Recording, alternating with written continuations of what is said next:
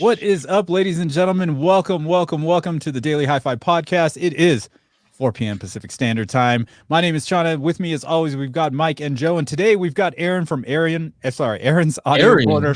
What's going on? Whoa, sorry. Whoa. Dude, I may be from Alabama, but hold up. My bad. Freudian slip. Too much coffee over here. Erin's awesome. Audio Corner. That's awesome. Hey guys, good to have you, man. Yeah, How exactly. Yeah, I appreciate you guys inviting me on. This is pretty cool. It's nice to be able to talk to some other like-minded individuals rather than bore my wife to death. So, yeah, they get tired of it. Yeah, I asked her if she was going to watch. She looked at me like, "Are you serious?" And I was like, "No, I'm not serious. Don't worry about it." Do you really want me to watch? Yeah, right. My wife she would hit play and then just leave. She thought that that one view was gonna like make a difference in my channel. Oh yeah, that's a big help. But she was contributing, so I was pleased. But she don't watch my videos either. Yeah, that's cool. That's hilarious. Oh, who we got in the chat today? We have regular guy. Audio's been here for a while. Who else, Michael? Yes, Adar's here. We got Steve Man. Who else? Chris, good to have you, man. RJ's in the house. K-Man had first. the first Yeah, comment. I see that. Nice, dude. What Good time to was see you that? guys. Bill Swagger, Rick, 309. Croson. 309. Ruben. Croson is always Good good. to see you guys, man. Yeah, Rick, what's up? Ruben, what's up, buddy? I was actually streaming on PS5 at like 2 o'clock and playing some Call of Duty, and he's like, "Is this AM or PM?" Because I usually play in the middle of the night while I'm at work. So this was a total different shift. All right, Chana. So what do you play on Call of Duty? Because I've been playing that a lot over the past 3 weeks, man. So I've never played. I don't ever play the campaign. Okay. It's all because I like the campaign, but I've been playing the zombies a lot, man. Oh yeah, no, I'm not a fan of zombies. You don't do the zombies, really? No. I play multiplayer. Okay. I haven't just even done because that. I honestly it all came about because I've like, okay, I got 30 minutes. What can I do in 30 minutes? I can't do a campaign because who knows when I'm going to have to save and this, that, and the other. So I just go in and shoot some people and then leave. Right. Gotcha. And that's kind of what happens. So I don't play core. I play hardcore because it gets rid of the HUD. And it's like one-shot kills. Yeah, I got right. Do you play games, Aaron? I don't have no time. I don't play games. I quit school because of recess. Oh, there it is. Too much fun. I'm just kidding. My friend used to say that all the time. I stole it from him. I have no time to play games. No, I take that back. So I don't know if you guys keep up with like retro gaming at all, but there's a company called Analog that produces FPGA, like the real deal hardware. They just repackage it, brand new shell, and it's HDMI ready. So they released what's called the NT Mini, and I just got that in last week, and it plays like old school NES games. You can crack it. You can play. You're not supposed to play ROMs, but if you were into that, you could. Yeah. But that's cool, man. Bluetooth, students like take me back to my childhood. Played DuckTales the other day. It was awesome. This guy right here. So what's your favorite game? Old school game. Like of all time. There's a bunch of them. There's so many. I mean, because there's like Street Fighter, Mortal Kombat, but like your favorite. Yeah, I would say normally if I'm going to fire something up, Super Castlevania 4 for the Super Nintendo. Dude, this is the best soundtrack ever. Like it's the original Castlevania. Yeah, no, I mean 1, 2, and 3 are awesome, but 4 had the best soundtrack ever. Play that one. Well, yeah, that's the same age, Aaron. You and I. So like, you get down on Mortal Kombat or what? Like, oh yeah. Mortal Kombat 2, like who's your Kombat 2? character? Dude, I used to draw the characters when I was in 5th grade. That's what I would do. I would draw like Rage in class. That's it, man. But my favorite character. Mortal Kombat 2. I got Katana. I'm trying to think. No, it wouldn't be Katana. I was like Raiden. I'll get you with that 4 combo, like 2 of those combos. Johnny Cage is a good one. The torso rip, it's hard to beat that. Yeah. My favorite was always Zelda. Like I love that, just the original Zelda. Yeah. It was just challenging, man. And just a lot of, the board. It was just cool. Fun stuff. My favorite Mortal Kombat story is, they had one at the Round Table Pizza where I grew up at. So we were always there. And I usually lock my bike up outside, but this one time I didn't because I was just going in there to look for somebody. And then I started playing, and then I'm there for like 3 hours. I'm on the verge of like getting the top score. Did it all, and I go outside, my bike's gone. Oh, what kind of bike was it? Dude, it was like a specialized rock hopper. It was like $500. I was like 13, so I was like, oh shit. And, we were talking about bikes earlier, right? Yeah. Erin, Yeah, Used to do BMX, BMX, hardcore BMX for BMX life. guy, huh? Yeah, man. Love it. Cool. Well, I grew up. We had a lot of horse trails, so there's a lot of mountain trails. Yeah. So we would take those to school, right? Me and my buddy. So we always had mountain bikes. You know, a lot of hills and stuff like that. Yeah. That makes me think of like E.T., you know, when they're trying to escape the police or whatever it is that's chasing them.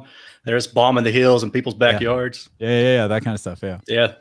We're getting a little off topic because I think today's what today's topic is going to be about is basically the entire episode is going to be the relationship between directivity index, impulse response measurements, and the Schroeder frequency in your room to get the find the optimal target for PEQ, right?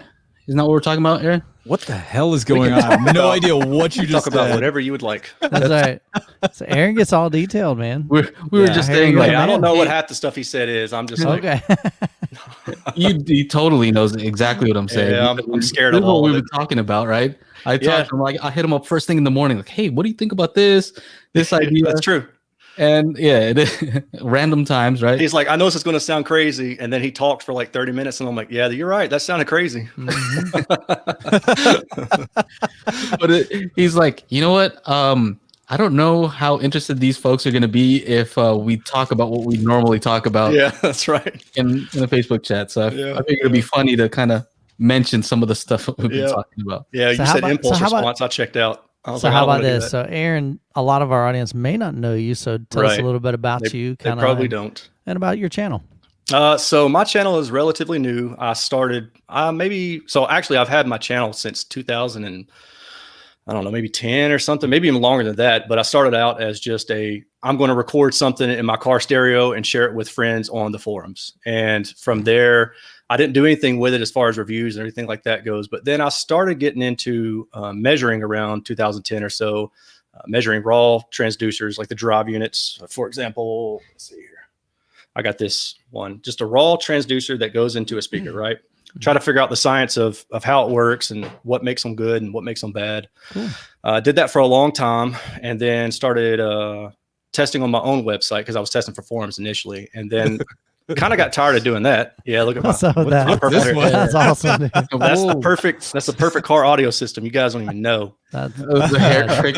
Yeah. The hair trick. That's like Yep. Toronto when you do your karaoke and you put on those wig. I'm like, come on, man. Yeah. Dude, I have a sounded rainbow one. I saw. Yeah. Nice. It was awesome. So you started off with a lot of car audio stuff, right? Yeah. So I started off in car audio, then it kind of transferred to home audio, and then this year I started actually reviewing loudspeakers as well. So I just kind of got kicked off around March or so, and slowly just growing from there. So, Rebel. yeah. But yeah, that's it. Just trying to find the common place between subjective, like what you hear when you listen to a speaker, Right. and how you can correlate that to objective measurements. Because there's a lot of ways to say this speaker sounded like X, Y, or Z, but what does that really mean? Yeah, So I'm trying to add some way to help define that for everybody else. And I'm just going off the backs of, the science that's already laid out in front of us by like Floyd Toole. I mean, there's books that these guys have written. So I'm just taking that work and trying to implement that into a YouTube channel. very cool. So are you saying like is it a more of a combination of measurements and then what you're hearing in the room or Yeah. So I don't do demos. And I just don't do demos. I see Joe looking at me. I'm not saying anything about people doing demos. I'm just saying that I don't do demos. But what I do provide is actual objective analysis, anechoic, if you were to take it outside and measure it free of room reflections or anything like that. And then I'll listen to them in my room. I take notes as I'm listening, and then I come back and try to correlate that with what the measurements say. So, yeah, you got the book. Audio Bible here, where he talks about binaural. You know what I mean? Uh-oh. He ain't against binaural. Represent. I mean, hey, like look, Mr. Cool's not against binaural audio. He audio says demos that are it's cool. possible, right? audio I'm not demos are saying- cool. Listen, I think they have their place. Joe's They're audio fun. demos suck. But No, I mean, audio exactly. I'm demos glad are somebody cool. else said that. I'm glad somebody else said that. Somebody told me just commented on one of my demos, right? So I do binaural, and the microphones are calibrated flat. I know what the response is on them. And he's like, well, how can I tell, if I'm using Skull Candy or if I'm using like these expensive headphones? I'm like, look, I'm doing my part. I'm recording using some good mics. Whatever you have on your playback end, I can't control that. So whatever you do, that's on you. I'm doing a good recording. So yeah, The best whatever is happens when on they're your end like, is up to you. this sounds great on my earbuds. Well, one of my videos was a subwoofer video, and a lot of people were just leaving replies like, "What? No subwoofer demo?" And I'm like, "You freaking kidding me? Like your little TV soundbar can even play 40 hertz anyway." So, I don't know. People drive me nuts. Yeah. Man. But yeah. Let's see here. I have some questions for you. So car audio, and you studied engineering, right? So Yeah, you have some idea how to do some of this stuff, huh? A little bit, yeah. But I mean, really, this measuring of speakers and stuff isn't so hard. It's just it takes time, practice, evaluation, understanding what you're doing, and then after a while, you get the hang of it and begin to understand this is not a correct measurement, and this is why. Because a lot of my measurements, I have to do a combination of indoor and outdoor to get a full 20 to 20 high resolution sweep. And a lot of reviewers only do indoor measurements where they gate them. So it's only good to down about maybe 200 or 300 hertz. And if you want accuracy below that, you've got to go anechoic or do what I'm doing. So, yep, for sure. I mean, you can use Chana's method of testing bass, right? Yeah. Oh yeah. Yeah, you know his method. Shaking in the the kitchen we have the wine glasses. Wine glasses that are hanging upside down. So that's awesome. If the bass is going good, those things are sub. shaking. You know, dude. Good sub. Do the Jurassic Park method. The water. The water. Yes, just put a cup of water and then you'll know. It's funny to me because I'm not gonna anything under 20 hertz is gonna shake different parts of my house. Yeah. And then and I've ran 12 hertz. And what shakes are the windows to the right of me, you know, and then 15 to 18, those are the wine glasses. Those start going. Yeah. So it's just to me, I'm not like Mike. I don't need subwoofers to play 110 decibels at 8 hertz. That's just gonna break my house. Do you know what he has? Erin, do you know Michael's setup? Do not, but I'm curious now. All right, I'll pull up a photo while we're doing it. We're all just imagine 4, what is it, 18s or 18s? Yeah, sealed. Yeah. So nice. two separate enclosures in a what is it, a dedicated home theater? Yeah. Yeah, 4,000 behind a screen. He's all nonchalant, 4,000 watts. Yeah. Whatever. Humble, trying to stay humble over there. I try, man. And by the way, just in case, I want to let everybody know this is the last day to get the deal on the Panasonic UB820 4K player and UB420. I just dropped a link into the chat, so if you guys are looking for a 4K player, it's the lowest price I've ever seen at $349, and that's probably the best one to get. Anyway, continue. Links are in the description, but use my links. No, just kidding. I don't have any links. I don't know anything about Blu-ray players. So actually, that does bring me a question. So it sounds like you do some Groundplay measurements, outside. So do you have a big backyard, or do you have a field that you take it out there? Yeah, so my backyard is fenced in, but it's about 40 feet to each fence. So it's okay to get me down to about 20 hertz or so. But if I want to go lower than that for CEA testing, I'll put it in my driveway. And then the nearest reflection is many, many, many feet away. I think the first reflection in the impulse response is close to 150 milliseconds or something. So it's way far out. Gets me good accurate response down in at least 10 hertz, I'd say. So what all do you take out there?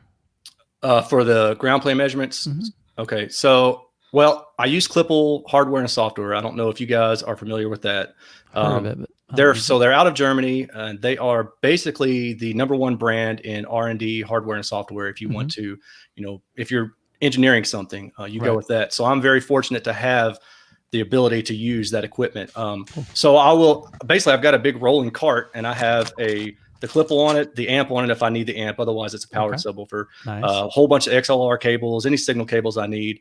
and I just run everything out to the driveway. I put the mic, 2 meters typically Yeah. from the speaker, and then I sweep that bad boy, or I just start hitting it with tone bursts and hope my neighbors don't get upset. But actually, I've got really good neighbors. The guy next door to me, he actually came out when I was testing the clip speaker, and I was explaining to him about directivity. And I said, so you can't really hear much over there, because that's what he said. And I said, now come over here and stand in front of it.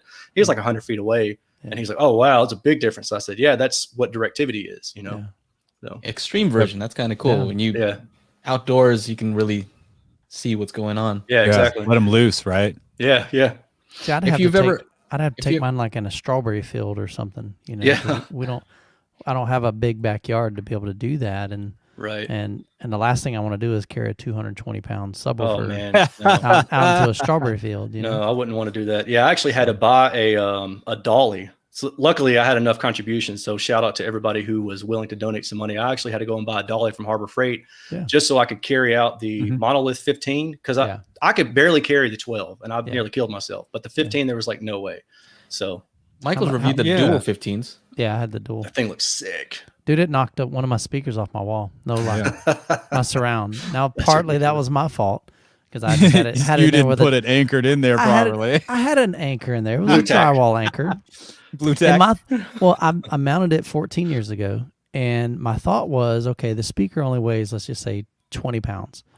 So I had a 40-pound anchor. So I'm thinking, okay, it's twice the amount. We're totally good. And just over time of it moving, and maybe even me taking it off the wall and replacing it with another one, it just got loose. And man, that Monolith, it would happen to be pretty close to the speaker. Yeah. And it was just slamming, and I look over and I see my speaker just go bloop, and it fell off the wall.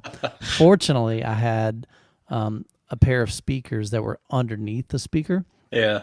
So they were in the box. So they just fell really close. Yeah, it landed right on the box. I'm like, oh man, that would have been such a bad day. Yeah. I'd have been so mad if it would have hit the floor. Yeah, that would not have been cool.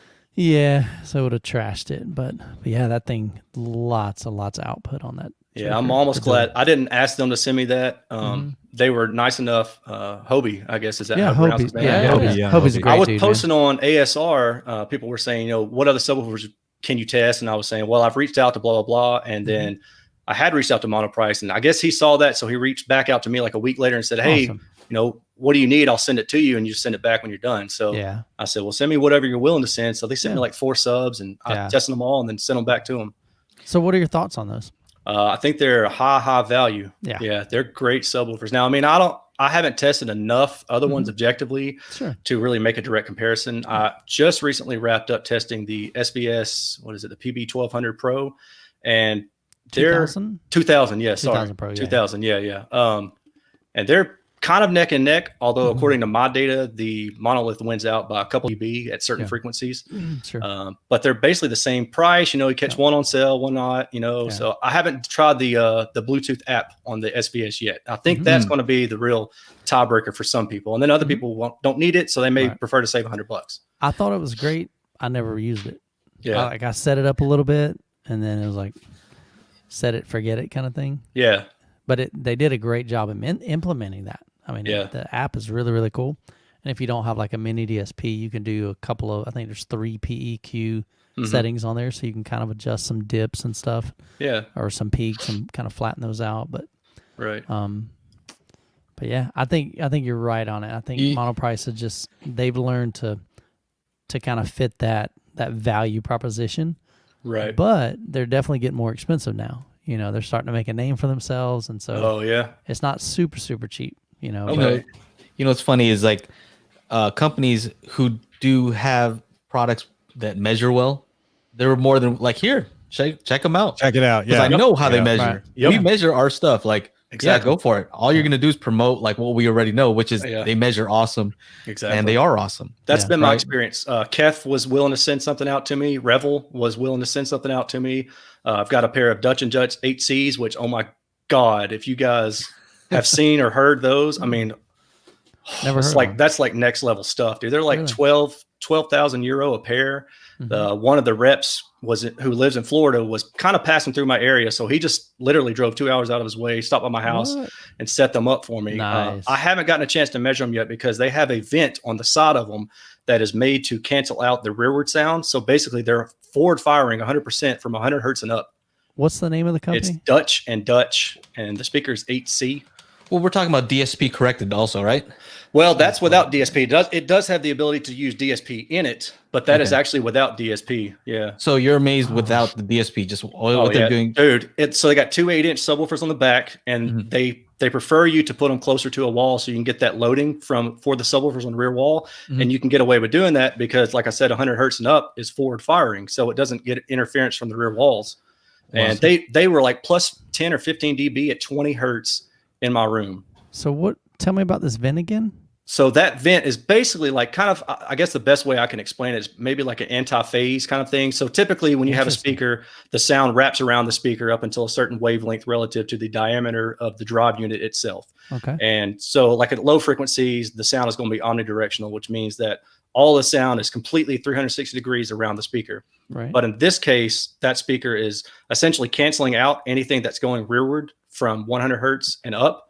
So it's all forward firing. There is no rear energy from that 8-inch midwoofer at the bottom going to the back of the speaker or going to the rear wall or whatever that you got it next to. We got some rear ones as well. I love that when they use passive methods to fix issues. Yeah. I always like that because you're thinking of stuff. Right? It's crazy. So I was curious. I talked to I don't know how you exactly pronounce his name. I'm just going to call it Martin. It's Martijn. So if I'm messing up his name, I apologize, Martin. If you happen to watch this, I apologize. But he kind of explained it to me back in July, and honestly, most of it, like I kind of understood it back then, but most of it was kind of over my head too. But it's impressive stuff. If you can find a rear picture of it, you'll see that it's got two 8-inch subwoofers on the back. So that's per speaker. Yeah, that price is. So these aren't small, huh? No, they're about 56 pounds, I think, 54 pounds a piece. And yours doesn't have more pictures, does it, Shauna? No. This is just from Vintage King Audio, which is mostly they run this used market a lot, but it looks like with the connections on the back of these are like studio monitors. You can use them as that for sure.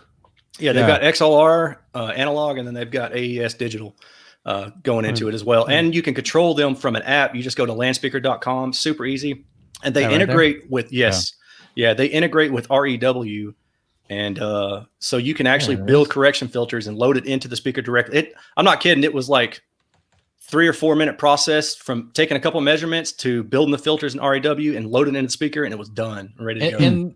And those speakers on the rear there, I know you're going to do a full review on this eventually, but I'm just so curious. They look pretty beefy, and they're both active. Like they're not passive radiators. No, they're active. They're 8s. Wow. They had their dedicated. I don't know if the pair has its own dedicated amplifier, or if each one of them has its own dedicated amplifier. I'm assuming the pair does. I just don't recall that spec, but those are at the bottom. There's basically like this active. little fan here and amplifier there. Dude, it's insane, and the sound stage on them is crazy. So I've never heard a speaker. This is a cardioid speaker. I've never heard a speaker that is made like with this kind of technical way, I guess. And I didn't really know what to expect when I heard it, but when I heard it, I was like, "Holy crap! Like this is next level stuff." And that's pretty wild. I mean, it better be for the price, but it is, right? That's just. I mean, it's not outrageous compared to some of the other stuff that I've seen that probably has half of the quarter of the tech, right? Yeah, you know what I mean?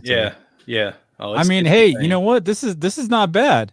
$261 per month. There you go. For 2 years. Well, double that because that's only one. Yeah, I know. I was about to say $500 a month for 2 years. Yeah. No, thank you, man. That's literally more expensive than my car payment. That is not a youth man deal, man. That's not a youth man. That's more of a Chana. Let's dig into that. Yeah, kind of a deal. Chana just ordered it. Treat yourself. Yeah. I think I've seen a studio monitor. It's interesting that you say that they measure well even without the DSP, because I've seen a studio monitor where I think it was designed to use Dirac. Yeah. And they said without Dirac applied, it like measured like completely garbage. Really? Because I think they're saying like, we designed this to work with this. So we wanted the drivers to be able to do this and that, but without it, it's just not so hot. I can see that being the case where Dirac whatever, however we were supposed to pronounce this. We've been over this before, and I don't know. I'm going Direct. to email them and ask them. Direct, okay. It's direct. It's direct. Direct. I used to So say it's not direct. deer. It's not. I still do. So it's Direct. not deer rack. Like I live in Alabama. I've got a deer rack on my car. I've got Yeah, I a don't think deer so. rack. Deer rack. Right. Direct. That's hilarious. It's direct. Okay. I All think right. so. But I could see that being the case if the speaker basically behaved the same off axis as it did on axis. You know, Joe. What I mean? Yeah. So if that's the case, then yeah, you could probably get away with doing that. Otherwise, it's interesting to me. Do you know what's interesting to me? Chana does not behave the same on axis as he does off axis. Does he not? Is it Jekyll and Hyde kind of deal? He does not. What on earth are you talking about? When you turn side to side. Oh. See, look, I'm on axis right now. Now I'm off axis. There it is. There you go. That's right. I got my bad side. This is my good side. Chana's omnidirectional. He's the same guy on camera, off just camera. spins He's the around. same dude no matter what. Yeah. That's awesome. I like to Yeah, think yeah. I'm the same too. That's Yeah. funny. That's Yeah. me, man. So, Just a simple dude. you know, a quick thing about objective measurements and some of the issues, right? Because you're my go-to guy when it comes to objective measurements. I shouldn't be, but okay. Well, you have the equipment. I try. Right? I think, Yeah, I yeah, think yeah. your gear is a little bit better than REW and a U Mic 1. Yeah. So, you know. Now, here's one of the questions I have is, how about measurements? Because I've seen companies or I've seen people do measurements of things that I don't know are actually audible. Like it looks cool on a graph, like, oh, look at how much better this one is. But how much of that is actually audible? Because that's what's important to me, right? Mm-hmm. Do you know kind of what I'm talking about? Like, I would need an example. without calling out specifics. I guess I've seen like amplifier measurements where this amplifier performs better or this DAC performs better. Right. And it looks so much like steeper on this graph, right? But I'm Yeah. like, if I took the best one and the worst one on this graph, would I be able to hear an audible difference between those two? I'm always kind of curious about those types of things when it comes to objective data, because you have to understand what it means at the end of the day, right? So just because it's there and it looks like this on the graph, it might not tell you the big story, which is you can hear the difference between those anyway. Right. So I understand where you're coming from. And that's part of the reason why I don't really worry so much about testing electronics, is because the idea is that electronics these days are all going to be so good that the differences between them, as long as it's giving you the power, as long as it's giving you the power, the current consumption that you can take. I mean, the same thing for car audio and home audio, the footprint that you want, you're probably going to be fine. I know people will argue amplifier sounds all day. I'm not that dude. I don't get into that stuff. The only thing that I really care about if I ever measure electronics is just to make sure that it's behaving correctly, that there's no weird frequency response anomalies, and the power is right, you know.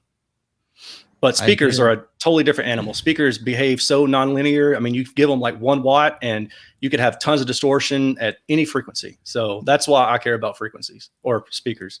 Yeah, because you know, specifically, I've seen like SINAD measurements. I don't know if that's how you say it, but you know, I'm like, I don't know that makes a huge difference. I've never heard difference between DACs myself, Right? But I'm sure, you know, I'm not saying that you can't. It's just that I haven't. So let's get that straight. I'm not saying that there isn't. It's just I haven't heard it myself. So I'm kind of there with you. I think the reason that the measurements are important, at least in my opinion, if for no other reason than just to show that the manufacturer is putting out a good product. You know, I mean, is negative 70 dB down more audible than negative 100 dB down?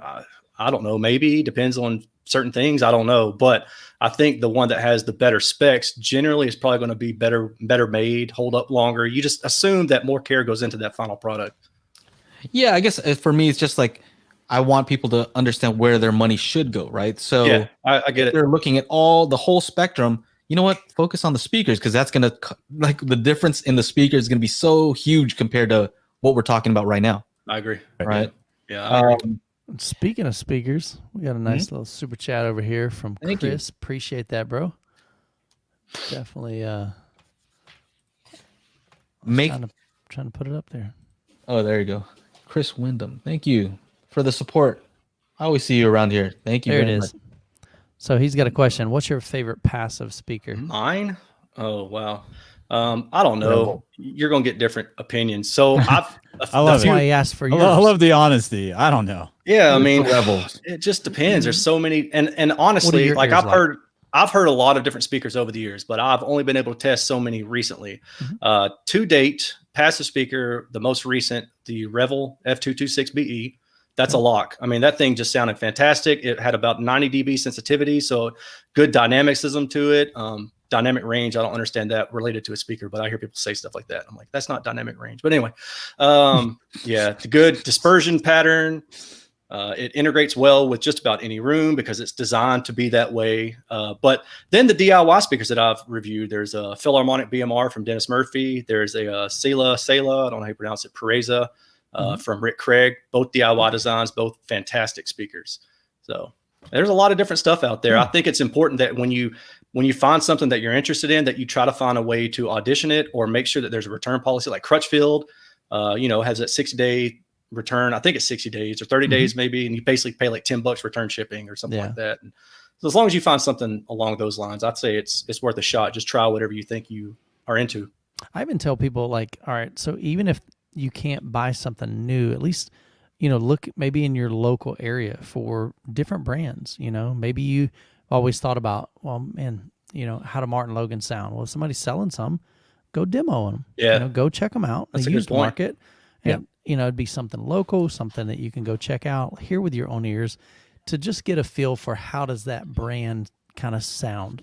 Yeah. Because a lot of their speakers in the different series, they're going to have a similar sound to it, and you'll know kind of right away whether or not that is a preference of your ears.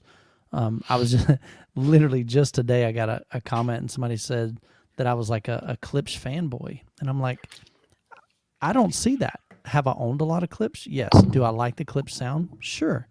But I said the reality is that to me, a fanboy is somebody that says that this brand is the best, nobody else can beat it kind of thing. And no matter what, you're never going to change. Like an apologist. That's kind of what I figure them as. Yeah. Fanboy. But to me, Fanboys. But to me, in my experience, I've owned B&W, I've owned Klipsch, I've owned KLH, I've owned Martin Logan's, I've owned, not a ton, Polk Audio, and my ears always kind of gravitated to that horn-loaded sound. I like that sound, and you either like it or you don't. But to say I'm a Klipsch fanboy, no, because not too long ago I heard something that has really piqued my interest. That I actually think sounds even better than what I've experienced in my own home. What's that? Yeah. Well, I've shared with it. It's the JTR speakers. Oh, the JTR. Okay. They're very similar in characteristics, though, which is no surprise why I like that sound. It's horn loaded. It's got this massive coaxial driver in between the two woofers. So you got that MTM design. Yeah. Beautiful sound. I mean, just phenomenal sound. And so, the horn waveguide, somebody's mentioned it over here, JBL. So JBL would probably have somewhat of a similar sound. And you either like the horn sound or you don't. You either like that directivity, or you don't. And so the reality is you just need to find out what your ears like and listen to as many different brands and many different speakers as you possibly can. That's the only way you're really going to know. Right. You can't ask one of us and go, hey, Chana, what should I buy? We get this crap all the time. Yes. We get this all the time. Like, Anything, yes. Hey, Erin, if I've got $1,000, to spend, what should I buy? That is the dumbest question in the world. Well, it's okay. It's not the dumbest question. I can't answer it's just that. a difficult question, right? No. Somebody said in the speaker chat, leaderboard. Huh? the dumbest question is the one that's that's a not dumb question. asked. Yeah, right? that's a dumb question, Chana. Right. You got to admit. Because you can't answer that for somebody I know else. I can't. Yeah. You literally can't tell me what my ears will believe that sound the best. Erin can measure a speaker and it can measure the best. But if my ears don't prefer that type of sound, it doesn't matter how it measures, in my opinion. Yep. I know what I'm saying? disagree, but And that's okay. Oh. But yeah, and, that's fine. And where's that kick button, band button? What's that down there? Eject from studio. I don't disagree. I changed my mind. No, that's awesome though. No, and that's I'm just giving you a hard time. yeah, that's totally cool though. If you did that, Oh, it wouldn't bother me. true wireless earbuds. Thanks, Hobie. Gotta check these out. Oh yeah, got some new Monoprice been sending out. I love how Chana Steers. pronounces it. Mono price. Oh, that's because of where I live. Mono. We live in Mono County because there's a lake up here called Mono, and people gotcha. are always like, I made the mistake of calling it Mono Lake, and they're Mono. like, no, Mono's a disease. No. Mono is a lake. I'm like, That's funny. okay, I love it. all right. So That's so I funny. call it mono price. That's funny. So okay, Michael's so up movie. I want to talk about your measurements, objective measurements, right? And here's something that I've talked to with other people, and it's you always have to interpret the measurements, right? And I think that's where it gets a little bit tricky because, well, you have to interpret it. So there's subjective could kind of creep in, Yeah. right? Yeah. And I've seen that in certain, other websites, not yours, where they do objective Mine. measurements, but then it's like thrown in, like it's sprinkled in there in the analysis where it's like, hold on a second, that's some opinion.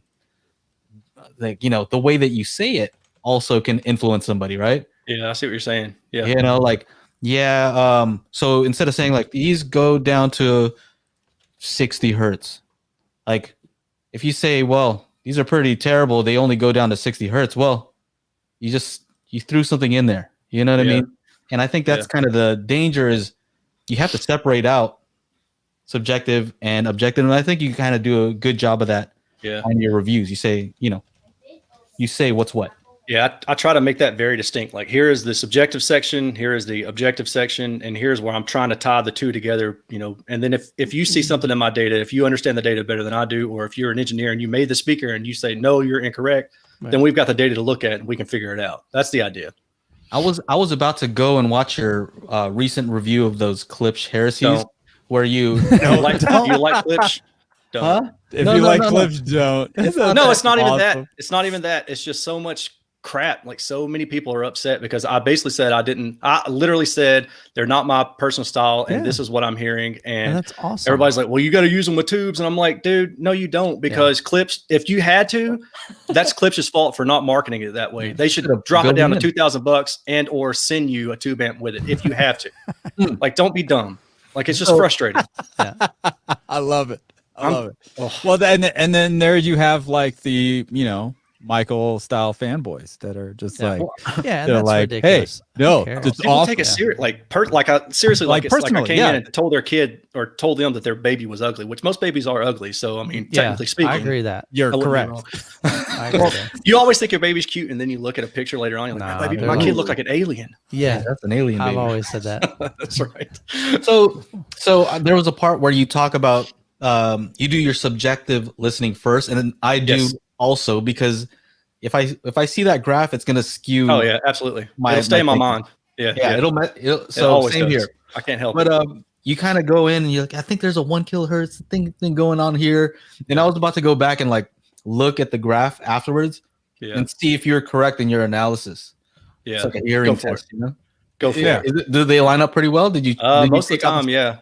Most of the time, it lines up really well. And sometimes if I'm off, I can kind of get an idea of where I'm off. Like if I say it sounds like a 600, then it might be 800 or something like that. But that really and truly comes from car audio, because in car audio, you demo a system and you try to judge somebody else's system, and you kind of, I don't want to just say your mid-range sounds weird. You want to kind of give them an idea of where to go to look for it. And so you've got to really kind of, train your ear, so to speak. And that Harman's got listener training. There's a website called SoundGym, I think it's .com, which I would seriously, anybody who like reviews speakers for real, please should really go and check that should go check that website out. Sign up to it. I'm not getting any commission from it. It's just something I enjoy, but it's like a daily thing, and it takes a couple minutes per day.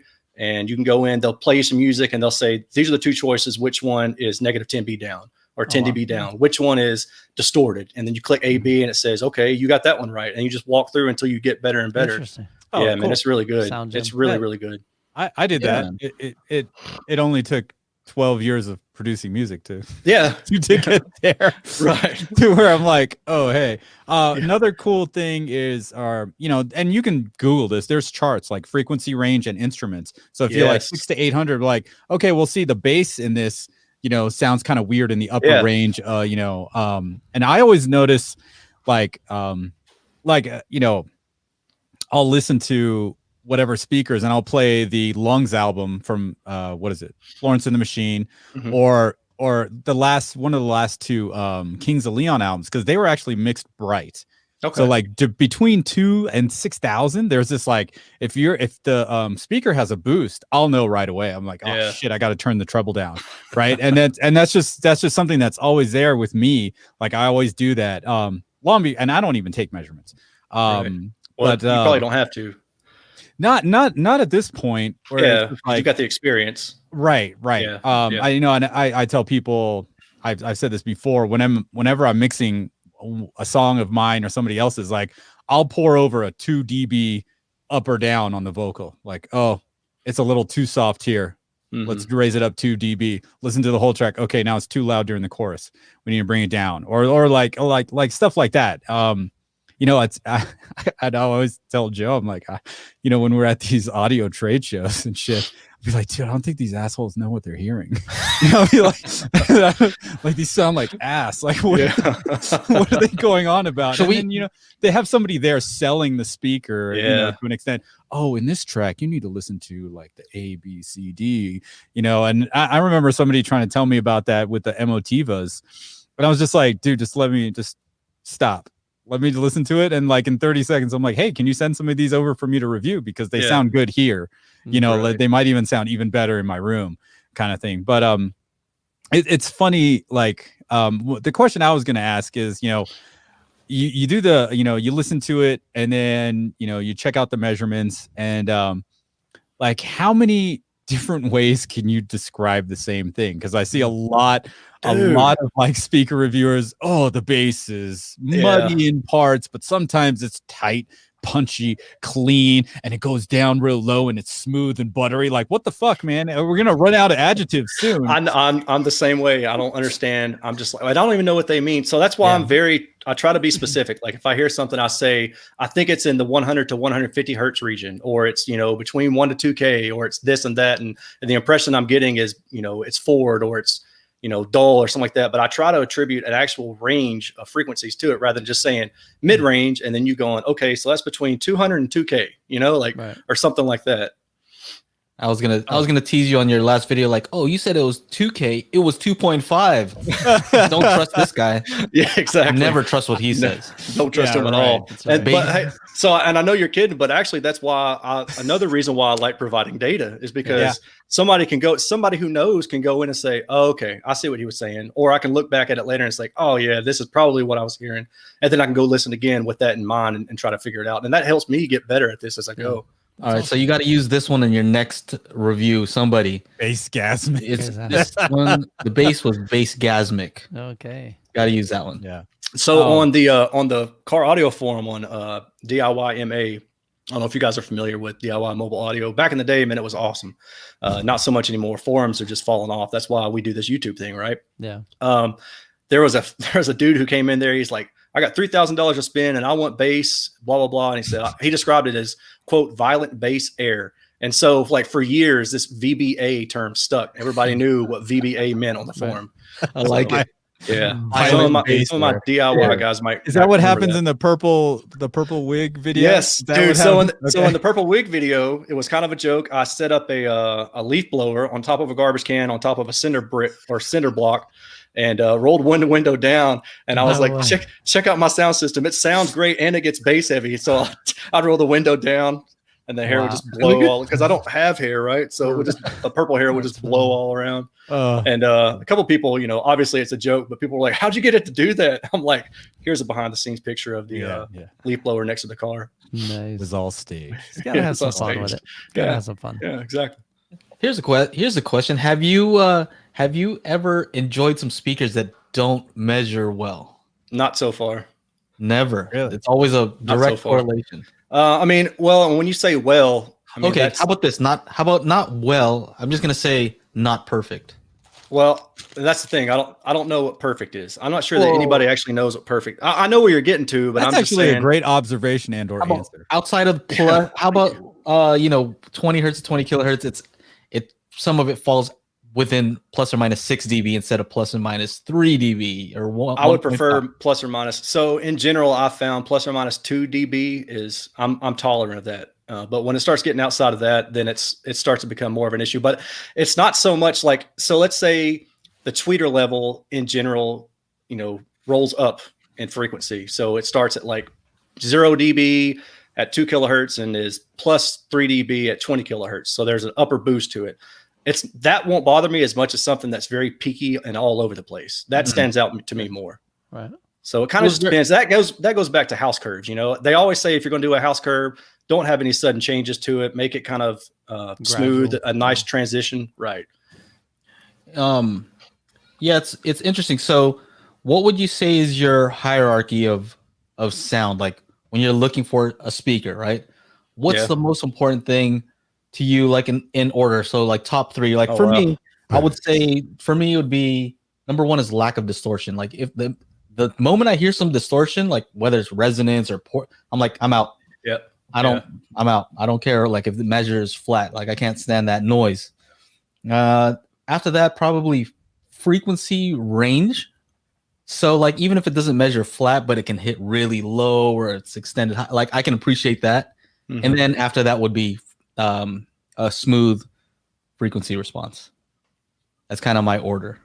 I could actually go with that. I think I might take your first one and bump it down to like number 2, but I'm kind of assuming that at most output levels, the speaker won't have those resonance issues, but certainly if it does, then it's a no-go right off the bat.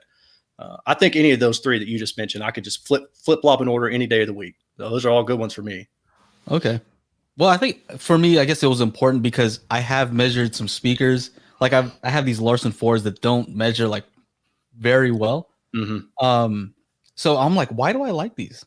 You know, I'm kind of confused as to why I like them. So I'm starting to like figure out like, what is it? What's my hierarchy? Right. Like, what is it not doing that normal speakers, kind of bug me? Mm-hmm. So anyway. Yeah, no, I think that's a fair question. It's a good question. So speaking of resonance and all that, resonance. You don't like resonance, huh? Makes me sick. Like internal cabinet resonances and stuff like that. Like that's what I'm saying. Way too much color. That stuff stands out, and it's almost always between like 100 hertz to 300 hertz, and it lights up like a male vocal.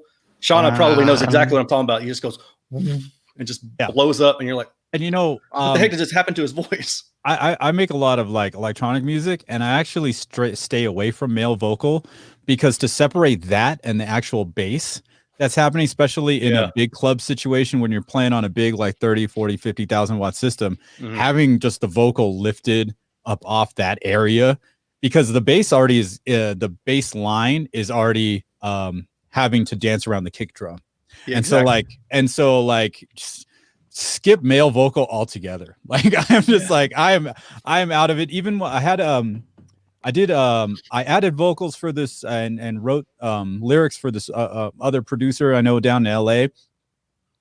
And he's like, I sent him the raw vocal, I sent him the vocal wet with reverb, and then I sent it in whatever, background track he sent me. And he's like, how did you do the vocals so well? I'm like, dude, I cut that shit off at like 400, like just so it would not mess around. With it at all. And I wasn't singing, it was somebody else came in here and recorded in the studio here.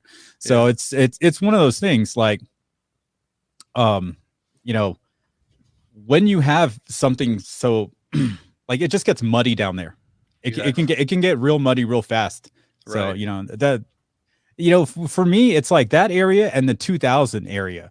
And I noticed like that 2000 hertz that doesn't sound good, and a lot of these speakers cross over right there. That's exactly what I was about to say. So like that BBC dip. Yeah. Oh yeah. I thought that was something else. A lot of directivity controls issues there. Shauna, man. I don't know what happened. To the HiFi podcast. But yeah, that's something interesting. And I remember with the talking to Andrew Jones, the Carinas were around.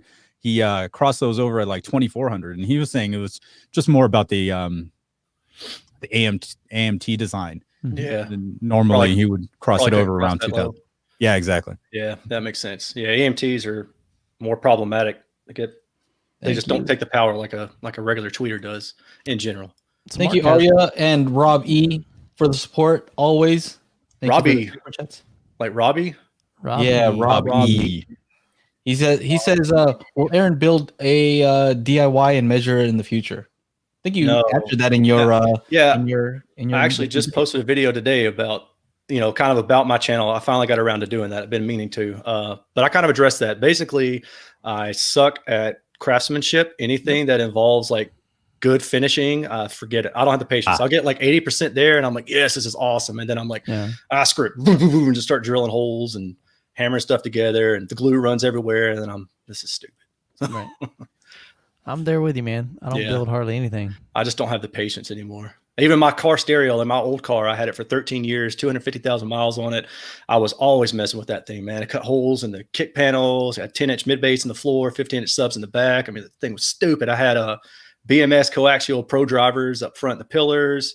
Like every year I was changing stuff. And then I told myself, look, when I get a new car, I'm taking it to Steve Cook, Audio X in Florence, Alabama. So shout out to him. He does excellent work, and I'm going to let him do it, and I'm going to pay for it. I'm going to be done with it. So that's what I did. I haven't touched my new car since I got the install done last year, and It's kind of weird. Yeah, it's very. Hey, Chana, he rocks JL audio, so he's cool with me. Oh yeah, I like. Some JL, nice. Yeah, dude. yeah. Nice. Manville Smith, all those guys. Super great guys. I had 3 12W6s and a spare tire well in my old car. Yeah, I just got one right now. Not my spare tire well. Rockford Fosgate. They were hooked up a series and then parallel, so it was like 900 watts. Had a 1.5 farad capacitor just for the trunk. Yeah, it was fat. Awesome.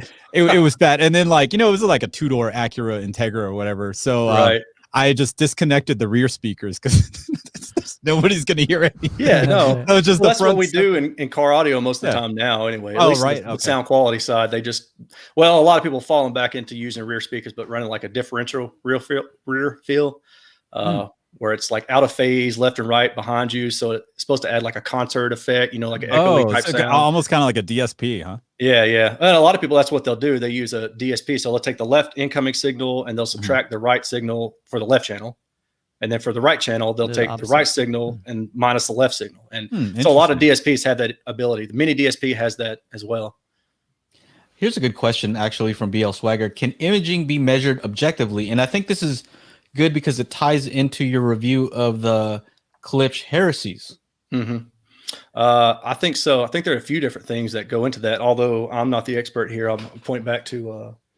Let's see if I can find the book here. I'm going to say, if you go with this book, there's probably better information. But in my experience, it usually comes down to matching left and right between a speaker. That would be one. So if you're listening stereo, left and right, you want the response to be the same.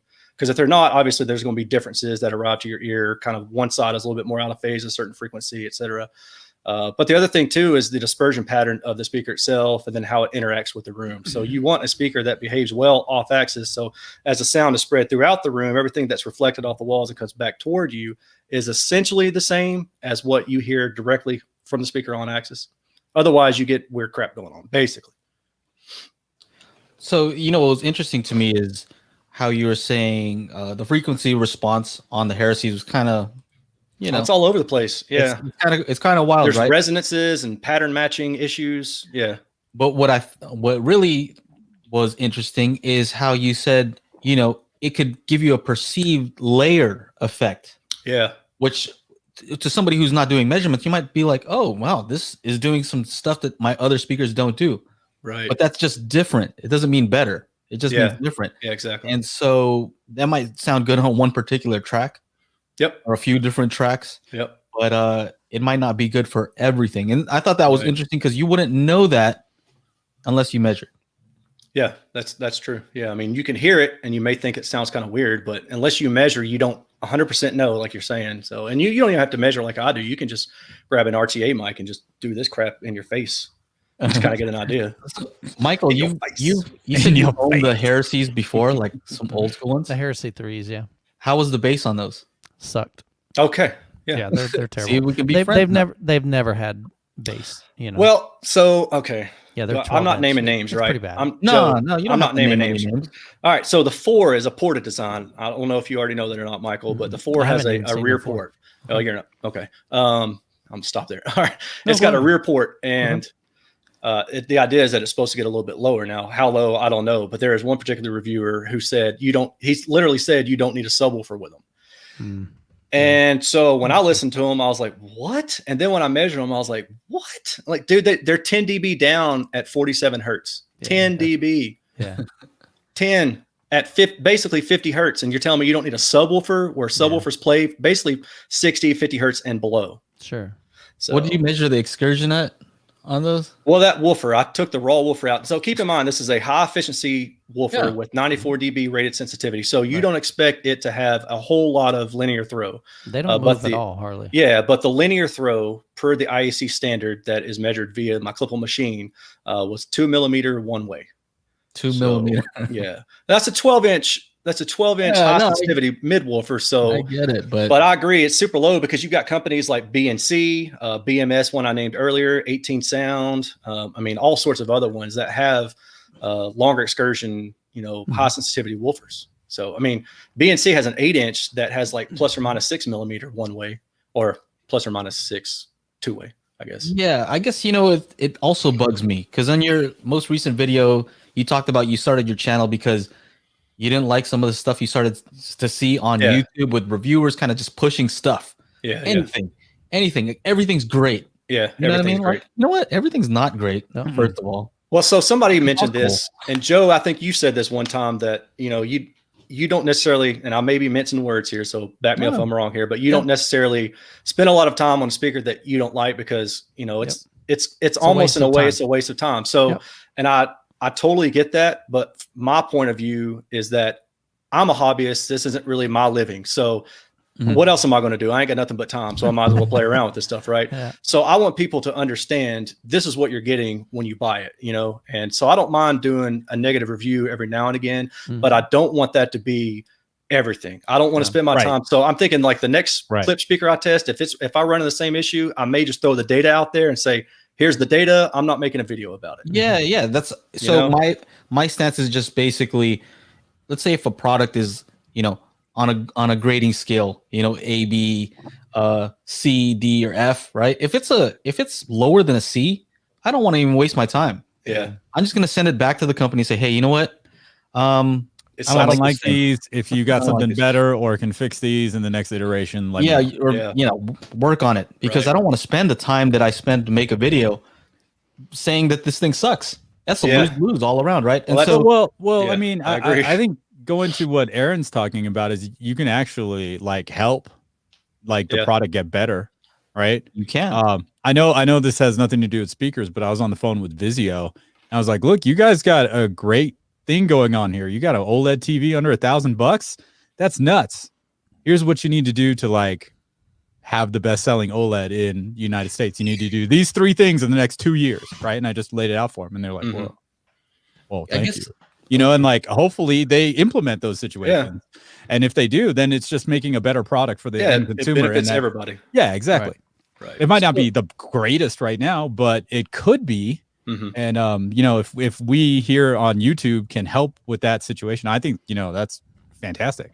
Right. So just to be clear, it's not that I'm gonna say that a bad product is good because that is just a no, right? Right. If something sucks, I want people to say it sucks. Yeah. Right. About that one particular thing, right? But it's just if the whole thing is negative, right? Then I choose not to do it. I just want to make sure that that's clear. Just because I've told you, I've done product reviews where I said the thing is no good, and it still sells. It still sells. People still click on the link to buy the thing. So it's almost like if I really did not want to sell that, I wouldn't make a video on it. Right? Yeah, that's the real thing. Exactly. The other thing is that sometimes a product is bad, but the company is not. Right. You know what I mean? But when you do a bad review of a product, sometimes it just ends up hurting the company. And so I'm like, I don't want to hurt the company. I just don't want this one product to sell. Yeah. So how do you? Yeah, I get that. Well, I mean, you kind of got to go into it with a conscience too. You want people to understand what they're going to get, but then you don't want people to feel like you don't want to take anybody out of business. I don't want somebody to not have a job. I don't think I would ever have that effect, but that's not what your end goal is. The end goal is to inform the customer and maybe even help the company at the same time. So even though I didn't personally care for the clips, I provided the data. I said the things I did like about it, which I think it looks cool. There were some things that I did like about it sound wise, but for the most part, it wasn't for me. And that's fine. Yeah. Here's my wife here. Where she's saying, so are you saying I should return these diamond cable risers I got Joe for his birthday? No, don't return them. Send them to me. I'll review them. I think he should use them. They look cool. Oh man. Yeah, that's all. That's all I'm saying is, I don't know. I think it's a conversation that's worth, just bringing up, like from the standpoint of how do I want to spend my time? Do I want to spend it on something that's going to cause me a lot? Like I've got probably 30 plus hours in that clips review, and I've had a couple sleepless nights lately because of just a bunch of internet trolls, Yeah. And I'm like, dudes, this is stereo stuff. Like y'all are a bunch of old dudes. I'm just going to, that's a nice way I can put it. A bunch of old dudes who ain't got nothing but to do. Like, go drink some fruit juice and go to bed. It's past your bedtime. That's funny, dude. But those are the trolls. Now, a lot of the clips guys will say, I've got those speakers and I understand where you're coming from, but I still love my speakers. And I'm like, okay, that's fine. I don't care totally what cool. you buy. I just want to help you understand what it is that you've bought or what you might buy. That's really what it boils down to. yeah. You can Aaron, you can always just turn off those alerts, bro. I know. There's a certain point where you Eventually, kind of yeah. have to. I know it. I agree. I tell my wife.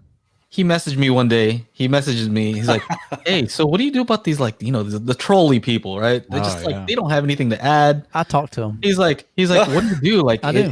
He feels bad about like blocking all. I just block them.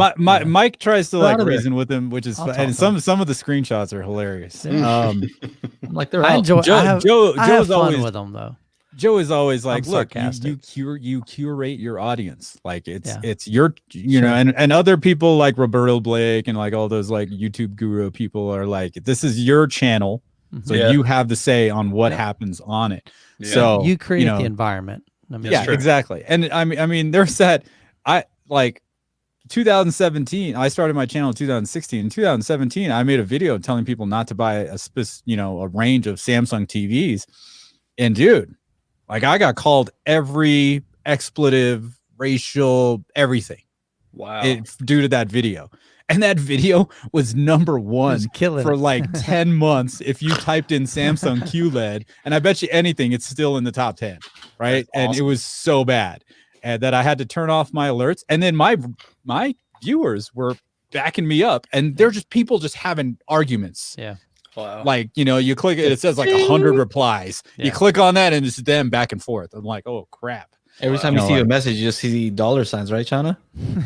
It all, I mean, I don't care. It helps the video. That's a good way to put it. I guess, that's a good way to put it is if they're going to act like that, all they're doing is helping you. So if they're going to be that way, it kind of seems self-defeating for them to spend their time doing that. If they're trying to bring you down, they're just helping you out. Right. Maybe Even if they hit that down vote, even if they hit the thumbs down, it helps you. If they put in a crappy comment, like this one guy was so pissed off, in all caps, he wrote 3 comments, and it was all registered in the same minute. I'm like, wow, this guy was pissed. Wow. You want to hear something funny? Is like Why would you this take it so video, serious? this particular video had a thumbs down before we even started. Yeah, that's what's That's funny. We didn't even start yet. Well, They saw- I they know saw that Aaron's there's face, one they're guy. like- I know that there's one guy, and actually, I think there's 2 of them, that no matter what I do, Oh, it doesn't it's matter. automatic. Yeah, And I'm just Automatic. I explained it to my daughter one day. I was like, and it's a good life lesson for her to me. Explain to her is there's always just jerks. I told her, I said, based on the metrics of my YouTube channel, 3% of the world is filled with just jerks, like flat out, at least 3%, 3 to 5 probably. But That's We got funny. all of them on this podcast too. That's crazy. Yeah. sounds like it. But All of them it just goes to show you that and that's just the thing with life. Like, not everybody's gonna like you. Nope. Yeah. What in whatever sense of the it doesn't have to be us creating stuff on YouTube. Like, you just go, you meet people you don't like do your right thing. away. Absolutely. Yeah. My wife is totally like that. She doesn't like somebody. She's just like, we need to get away from this person. I was just like, Yeah. oh, okay, all right, let's go over there. Right. And it's just the way it is. And then you That's also funny. can't please everybody, and you can't be everything to everyone. So Yeah. Yeah, that's a good point. I think at some point you got to figure out like who you are, and just be comfortable with who you are. Right. If you're boring and dull and very analytic, then just be that. If Mhm. you're, Damn. if you're- Harsh, Michael. No, Ouch, I'm, man. I'm just saying, if you're the hype, if you, no, I'm just saying, if you're, hyper and energetic and just going crazy, if that's you, just be you and don't worry about what other people think, and it's Yeah, no, easier said that's than true. done. But It's true.